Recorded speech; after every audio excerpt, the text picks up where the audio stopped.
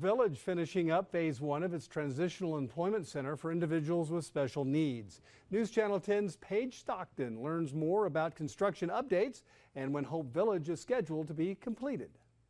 Walls and floors have been put up in Hope Village to help adults with special needs get on-the-job training. We're in phase 2 of funding. So we've completed phase 1. Phase 2 is going to be the finish out of all these shops that are in Hope Village. We're about $400,000 short.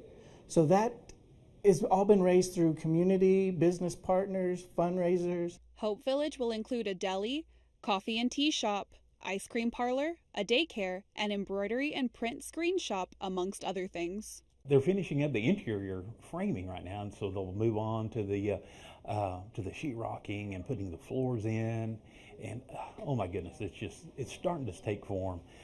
We've been waiting for this day. These shops will be open to the public and will be run by ADVO clients learning face-to-face communication skills. It's going to give them the ability to get a job, learn the skills needed to get an outside job, but more importantly, give them that independent life they're looking for.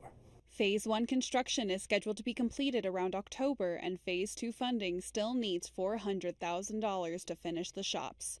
For a link to donate, visit our website at newschannel10.com. Paige Stockton, News Channel 10.